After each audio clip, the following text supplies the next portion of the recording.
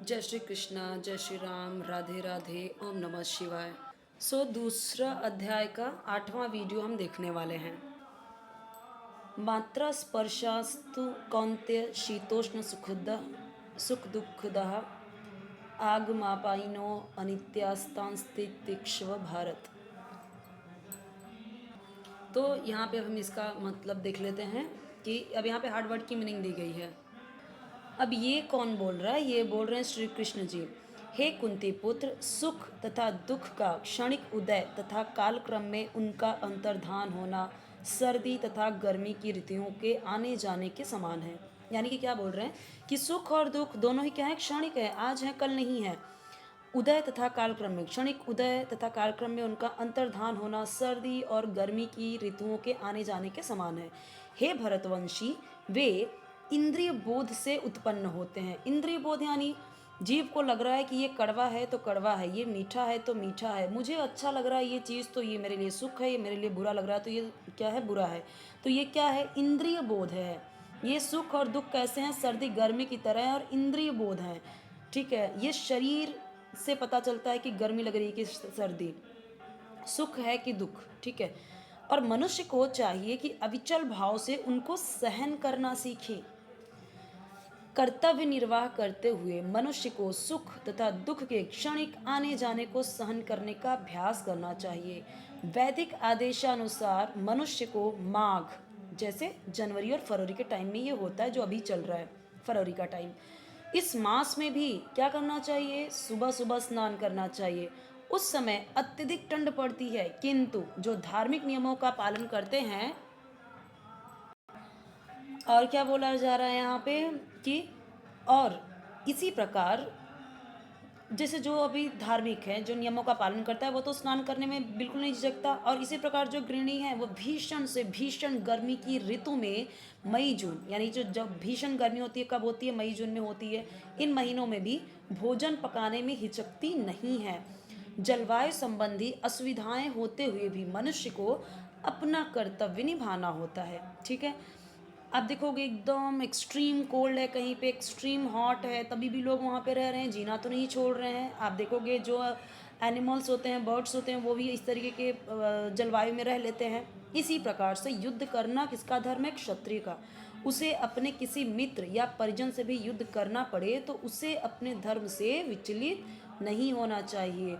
मनुष्य को ज्ञान प्राप्त करने के लिए धर्म के विधि विधान पालन करने होते हैं, क्योंकि ज्ञान तथा भक्ति से ही मनुष्य अपने आप को माया के बंधन से छुड़ा सकता है। देखिए, बहुत जरूरी है कि एक एक वर्ड का पाठ किया जाए। गीता इसके लिए मैं भी पढ़ रही हूँ और मैं चाहती हूँ कि आप भी पढ़ें। बहुत इंपॉर्टेंट है गीता का पाठ। ठीक है, अर्जुन को जिन दो नामों से संबोधित किया गया है वे भी महत्वपूर्ण है। कौन्तेय कहकर संबोधित करने से यह प्रकट होता है कि वह अपनी माता की ओर मातृकुल से संबंधित है, और भारत जब कहा तो अपने पिता की ओर पितृकुल से भरतवंशी। ठीक है, दोनों ओर से उसको महान विरासत प्राप्त है। महान विरासत प्राप्त होने के फलस्वरूप कर्तव्य निर्वाह का उत्तरदायित्व आ पड़ता है। इसीलिए अर्जुन युद्ध से भी विमुख नहीं हो सकता। यम ही न व्यथयन्त्यते पुरुषम पुरुषर्षभ सम दुख सुखम धीरम सो मृत्वाय कल्पते। अब यहाँ पे इसके हार्डवर्ड की मीनिंग दिए गए हैं, देख सकते हैं। क्या बोलते हैं? हे पुरुष श्रेष्ठ अर्जुन, जो पुरुष सुख तथा दुख में विचलित नहीं होता और इन दोनों में संभाव रहता है वह निश्चित रूप से मुक्ति के योग्य है। तात्पर्य इसका मतलब ये है, जो व्यक्ति आत्म साक्षात्कार की उच्च अवस्था को प्राप्त करने के लिए दृढ़ प्रतिज्ञ है और सुख तथा दुख के प्रहारों को संभाव से सह सकता है, वह निश्चय ही मुक्ति के योग्य है। वर्णाश्रम धर्म में चौथी अवस्था यानी कि संन्यास आश्रम। आपको पता है कि 4 वर्ण हैं। ठीक है, उसमें से जो लास्ट है वो क्या है? संन्यास आश्रम है। ठीक है, तो ये क्या होता है? कष्ट साध्य अवस्था है, बहुत ही कष्ट होते हैं। ठीक है, कहाँ आप गृहस्थी में रह रहे थे, घर द्वार आपका था, सब अच्छे से था, अब आपको सन्यासी जीवन है, कष्ट वाला है ना, जा जाके आपको ऊपर से बुढ़ापा भी है इसमें। तो ये कैसा है? कष्ट साध्य है। लेकिन जो अपने जीवन को सचमुच पूर्ण बनाना चाहता है वह समस्त कठिनाइयों के होते हुए भी संन्यास आश्रम अवश्य ग्रहण करता है। ये कठिनाइयाँ पारिवारिक संबंध विच्छेद करने तथा पत्नी और संतान से संबंध तोड़ने के कारण उत्पन्न होती है। बच्चे छोड़ के जाना पड़ रहा है, पत्नी छोड़ के जाना पड़ रहा है, घर बार सब छोड़ के जाना पड़ रहा है, तो तकलीफ तो हो रही है। लेकिन यदि कोई इन कठिनाइयों को सह लेता है तो उसके आत्म साक्षात्कार का पथ निष्कंटक हो जाता है, कोई कांटा नहीं रह जाता आपके आत्म साक्षात्कार के रास्ते में। इसीलिए अर्जुन को क्षत्रिय धर्म निर्वाह में दृढ़ रहने के लिए कहा जा रहा है।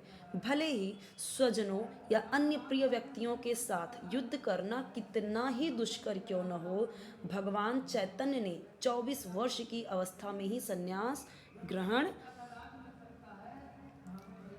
कर लिया था। यद्यपि उन पर आश्रित तरुण पत्नी यानी जवान पत्नी है, अभी वृद्धा माँ, इनकी देखभाल करने वाला कोई नहीं था, तो भी उच्चादर्श के लिए उन्होंने संन्यास ग्रहण किया और अपने कर्तव्य पालन में स्थिर बने रहे, अडिग रहे।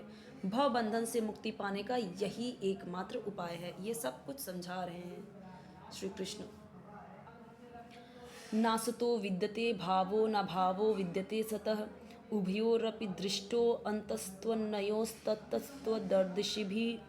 तो यहाँ पे हार्ड वर्ड के यहाँ पे हैं। तत्वदर्शियों ने यह निष्कर्ष निकाला है कि असत यानी असत का मतलब क्या, भौतिक शरीर, जो हमारा शरीर है जो क्या है, भौतिक है, इसका असत का तो कोई चिरस्थायित्व नहीं है, किंतु सत आत्मा अपरिवर्तित रहता है। उन्होंने इन दोनों की प्रकृति के अध्ययन द्वारा यह निष्कर्ष निकाला है। परिवर्तनशील शरीर का कोई स्थायित्व नहीं है। आधुनिक चिकित्सा विज्ञान ने भी यह स्वीकार किया है कि विभिन्न कोशिकाओं की क्रिया प्रतिक्रिया द्वारा शरीर प्रतिक्षण बदलता रहता है। अलग अलग कोशिका कभी ऐसे बढ़ रही कभी ऐसे, तो इसकी वजह से शरीर में अलग अलग चीज़ें होती हैं। इस तरह ही क्या हो रहा है, शरीर में वृद्धि और वृद्धावस्था भी आती रहती है। लेकिन शरीर तथा मन में निरंतर परिवर्तन होने पर भी आत्मा स्थायी रहती है क्या? नहीं रहती। यही पदार्थ तथा आत्मा का अंतर है। स्वभावतः शरीर नित्य परिवर्तनशील है और आत्मा शाश्वत है। तत्वदर्शियों ने, चाहे वे निर्विशेषवादी हों या सगुणवादी, इस निष्कर्ष की स्थापना की है। विष्णु पुराण में कहा गया है कि विष्णु तथा उनके धाम स्वयं प्रकाश से प्रकाशित है। उनको कुछ किसी लाइट, किसी सूरज चांद की जरूरत नहीं है, वैसे ही प्रकाशमान है वो।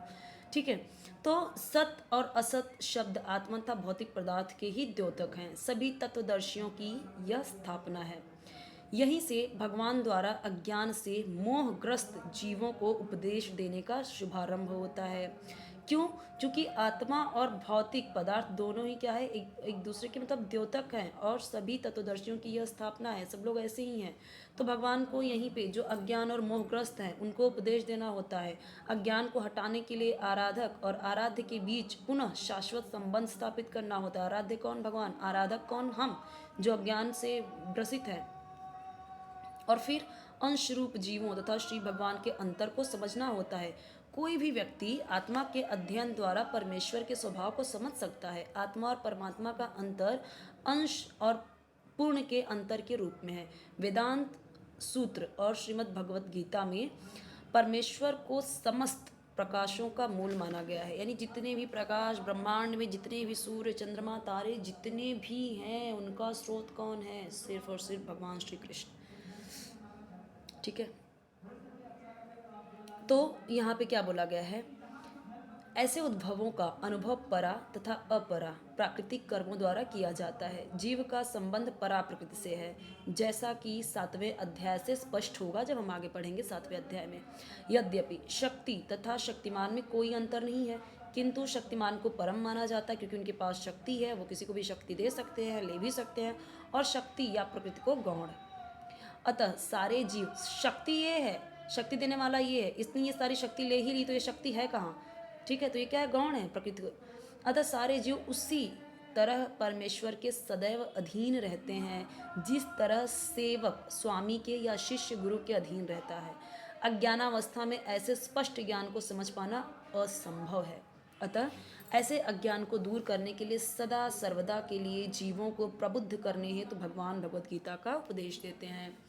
यहाँ से हम देखेंगे नेक्स्ट वीडियो में, तो ये होगा हमारा दूसरा अध्याय का 9वां वीडियो। 8वां तक हम देख चुके हैं, यहाँ से होगा हमारा 9वां स्टार्ट। ठीक है, ये हम देखेंगे नेक्स्ट वीडियो में। गीता पढ़ना बहुत ज़रूरी है, हर एक किसी के लिए सुनना बहुत ज़रूरी है। जो लोग नहीं पढ़ सकते, जिनको नहीं आता संस्कृत वगैरह, या जो लोग इच्छुक नहीं है पढ़ने के और टाइम भी नहीं है, तो सुनने के लिए तो टाइम है। सोते समय 9 बजे ये अपलोड करती हूँ, आप सुन सकते हैं। मुझे खुद पढ़ना है इसलिए मैं पढ़ रही हूँ। मैं पढ़ चुकी हूँ कई बारी, बट काफ़ी कुछ भूल चुकी हूँ, बहुत पहले पढ़ा था, तो अभी मैं टाइम निकाल के खुद पढ़ रही हूँ और खुद भी प्रोवाइड कर रही हूँ। ठीक है, ताकि लोग भी इसे सुन सकें, पढ़ सकें।